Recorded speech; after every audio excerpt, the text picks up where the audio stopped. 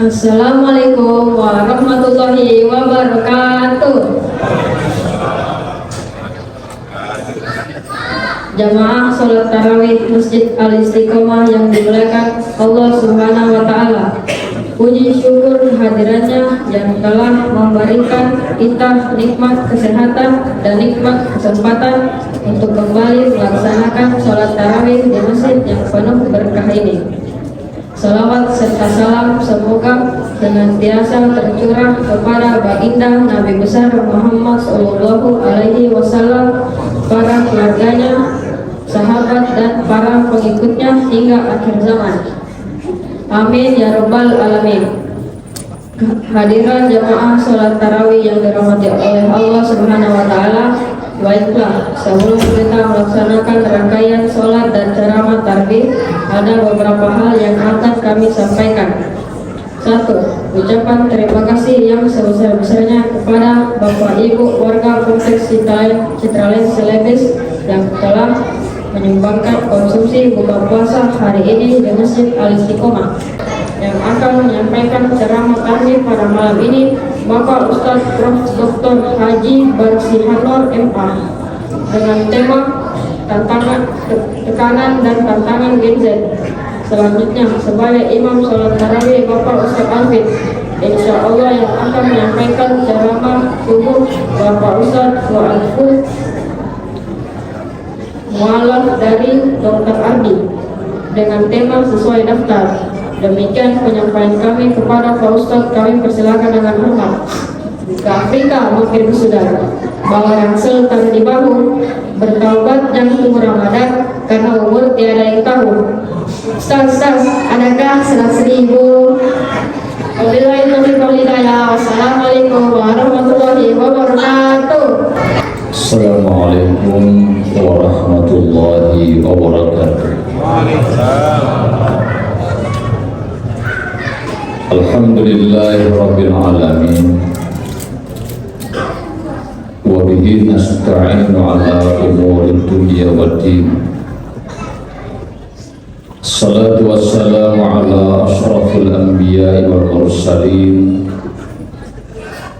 sayyidina wa nabiyyina wa maulana Muhammadin wa ala alihi wa sahbihi ajma'in, amma ba'd.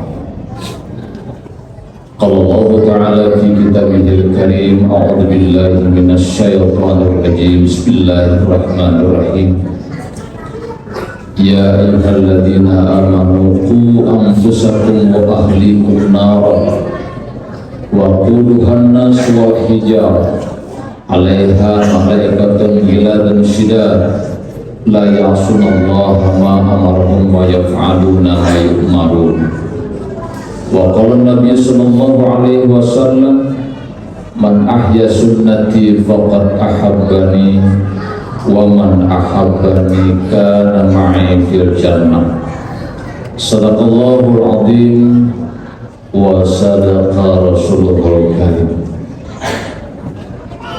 Ibu-ibu dan bapak-bapak, hadirin wal hadirat jamaah Masjid Al-Istiqomah rahimakumullah, serta para pemirsa kanal YouTube atau Instagram dari Masjid Al-Istiqomah yang sempat mengakses channel ini dimanapun Bapak Ibu berada.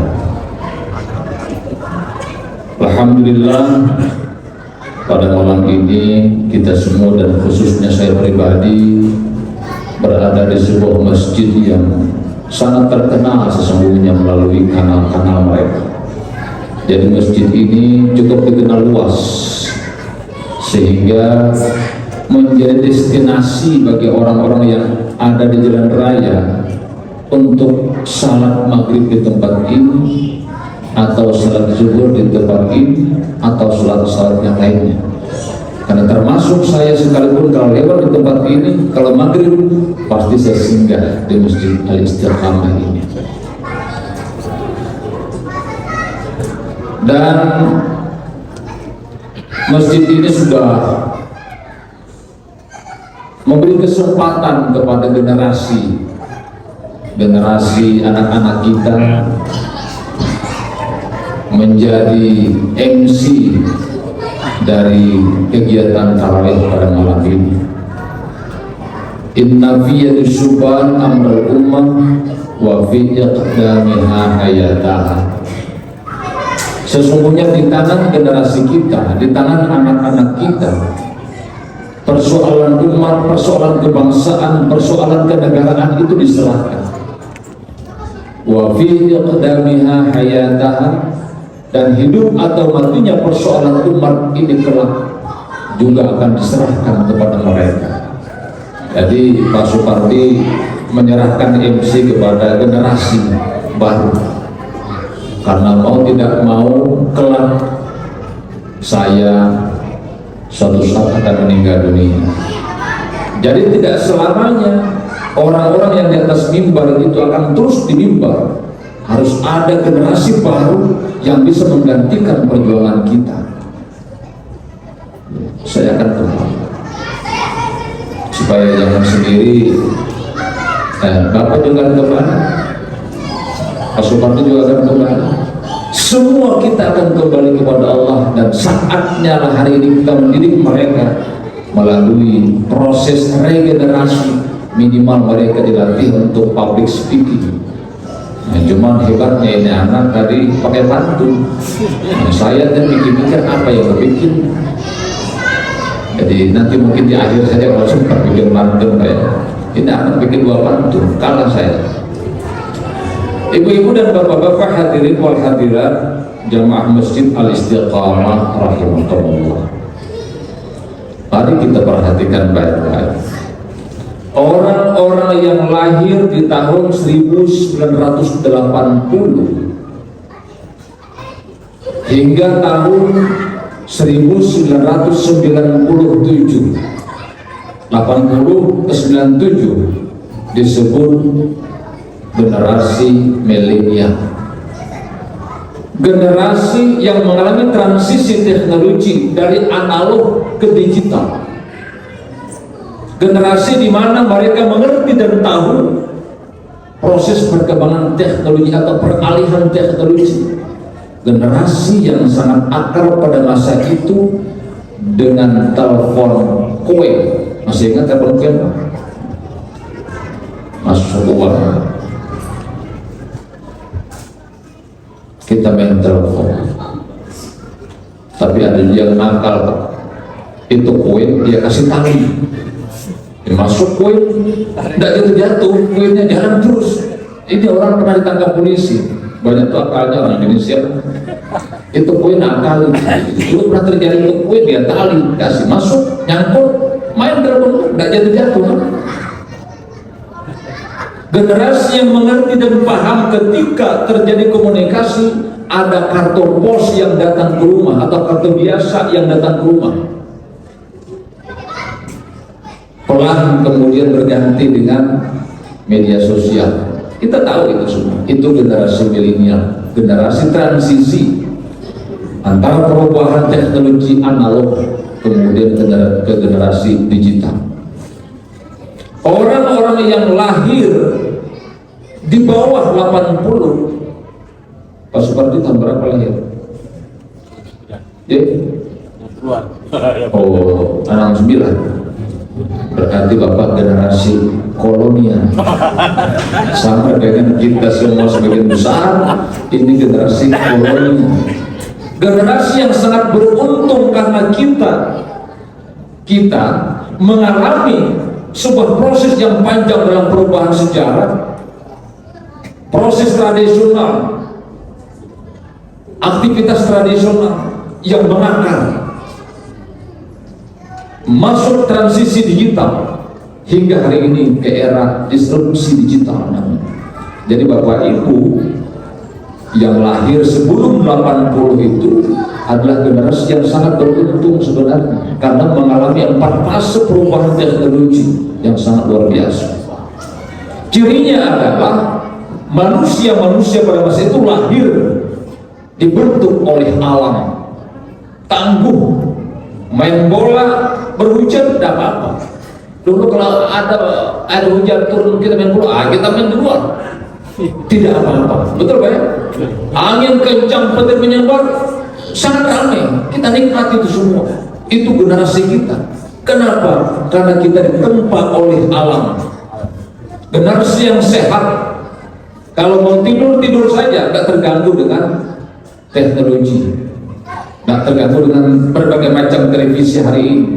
Coba waktu itu saya masih ingat, kalau saya mau tidur jam 9, tidur saya sampai subuh, itu nyenyak tidur kita, tidak terganggu. Sekarang nggak begitu, tidur nyenyak, jam 2 malam bunyi HP, ada WhatsApp tuh. Tidak diangkat, takut kalau keluarga yang meninggal, diangkat serba salah. Kadang-kadang ada gangguan. Pernah terjadi kepada saya ketika saya coba, jangan-jangan deh. Tapi saya ingat pengalaman yang lalu, orang tua saya meninggal, saya nggak tahu karena saya mati handphone. Bunyi HP jam 2 malam, WhatsApp. Saya pikir jangan-jangan keluarga. Saya bangun jam 2 malam di saat masih ngantuk, saya baca HP saya. WhatsApp masuk, apa bunyinya? Bergabunglah dengan togel berikut ini. Nah, ajak saya baca judi online. Togel.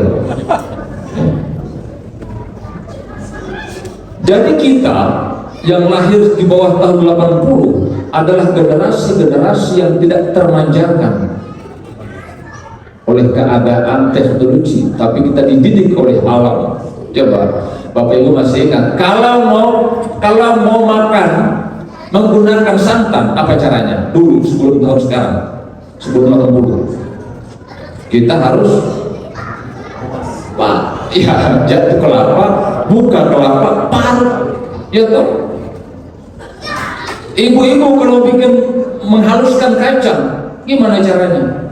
Ditumbuk, tumbuk, goyang begini. Akhirnya apa? Perut mereka terbentuk sehingga slim. Ibu-ibu dulu slim. Sekarang kan penggunaan tidak menggunakan ini lagi, menggunakan apa namanya, blender, masuk kacang blender. Akhirnya apa? Ya seperti bulas, kemudian tidak olahraga lagi. Kita dahulu kalau kita membuka televisi jalan kaki, mematikan televisi berdiri jalan kaki, mengganti channel berdiri kita jalan kaki, kan begitu dulu Pak, masih ingat. Sekarang kan tidak, orang duduk saja dan ganti remote, pencet pindah channel, hidupkan TV, dulu membawakan kaki saja, yang sekarang ini matikan TV begitu, hidupkan AC, remote, matikan AC, remote. Ada suatu saat kelak panggil istri, remote, semua serba remote. Jadi dimulai pada masa lampau tentang generasi kolonial itu sangat mengesankan bagi saya. Kalau kita bermain apa, main layang-layang, bikin sendiri, ya kan? Kalau bikin kelereng, cari kelerengnya. Dulu begitu, sehingga terjadi interaksi sosial yang cukup bagus antara kawan-kawan kita. Sekarang anak-anak generasi alfa, dia main di kamar, main tembak-tembak. Kalau dia tembak, musuhnya mati tapi hidup lagi. Itu yang membuat mereka kemudian kalau berkelahi gampang bunuh orang, karena di pikirannya kalau bunuh orang hidup lagi. Dahulu kita hidup penuh dengan interaksi sosial. Itu generasi kita pada masa lampau itu seperti itu. Jadi alhamdulillah sehat-sehat Pak sampai sekarang. Pak Haji berapa tahun umur sekarang? Ini generasi kolonial kan? Umur berapa tahun sekarang umur? 71, Masya Allah, luar biasa. 71, mirip-mirip 47 Pak. 71 ini generasi pada masa lampau, generasi yang tidak mengalami ketegangan, generasi yang enjoy dengan aktivitas sosial mereka, generasi yang hidupnya makannya tidak instan. Kalau ibunya masak pagi untuk makan pagi, ya tak? Ibu beliau masak siang untuk makan siang. Coba bandingkan hari ini, orang masak pagi hari ini bisa 2 hari pakai rice cooker, panas terus di situ. Dulu kan tidak. Ini luar biasa. Contoh, bisa ke masjid, bisa baca Quran, bisa kemana-mana, masih bisa. Itu contoh. Nah, yang 80 dari ke atas sampai 97 disebut milenial. Nah, mungkin milenial tadi yang kayak Imam, ini Pak penanda kita yang maju hijau ini kira-kira milenial semua, masa transisi. Anak-anak yang lahir tahun 97 hingga tahun 2010 disebut sebagai generasi Z namanya. Generasi Z. Dan anak-anak kita yang lahir tahun 2011 sampai hari ini disebut sebagai generasi Alpha. Dua-duanya sama hidup di era disrupsi digital, tapi generasi Alpha itu lebih parah keterikatannya dengan internet ketimbang generasi Z. Saya berikan contoh saja dulu sebelum saya bahas generasi milenial, generasi Z. Jadi anak-anak yang lahir tahun 2011 sampai hari ini disebut dengan generasi Alpha. Generasi yang cerdas tetapi lemah dari segi ketangguhan, tidak memiliki kecerdasan adversary namanya. Kenapa? Karena selalu dibantu. Mau makan, ma, datang ibunya. Mau tidur, ma, datang ibunya. Pasang sepatu, ma. Untuk tidak suaminya juga begitu. Kalau ada suami, ma, dikit-dikit ma, itu namanya suami alfa. Suami alfa itu anak-anak yang sangat tergantung dengan fasilitas itu. Contohnya ada. Jadi saya pulang dari Jakarta tengah malam Pak ke Makassar. Kita berangkat take off pukul 1.30 jam 2 malam. Itu tiba kira-kira pukul 4 jam 5 lah di Makassar. Jadi di samping saya tuh, saya paling pojok tapi dia dengan ibunya di sebelah saya, sebelah sananya. Nah dia main game tuh anak main game terus belum take off di pesawat main game. Lalu kemudian pramugari mengatakan Bapak Ibu mulai sound system, semua perangkat handphone dimatikan karena kita sudah siap take off. Dia masih main sampai akhirnya pramugari datang menyuruh ibunya untuk mematikan handphonenya. Apa yang terjadi? Anak ini menangis meronta, marah, nangis. Tapi kan kita mau take off terus ke atas. Anak ini terus menangis, tidak berhenti menangis. Dimatikan lampu, orang mau tidur tuh, menangis terus sampai jadi menangis. Berapa lama menangisnya? 2 jam 40 menit hingga landing di Makassar, menangis sepanjang waktu. Gara-gara apa? Gara-gara mainannya diambil, karena selama tadi dia menggunakan game online yang terhubung dengan internet. Nanti sampai di bandara dibuka kembali baru berhenti. Bayangkan ada orang menangis 2 jam 40 menit.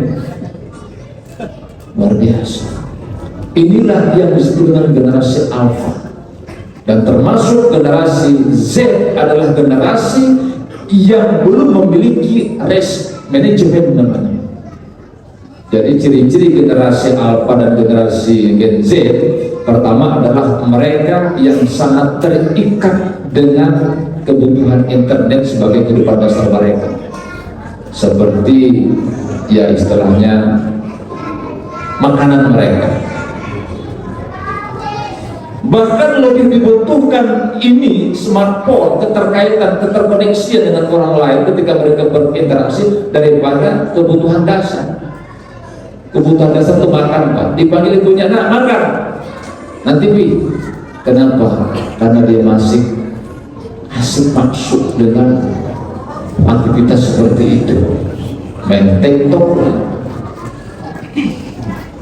dan sejenisnya. Jadi saya nggak tahu di depan kita ini gadget semua, bukan kita gadget pada masa lampau.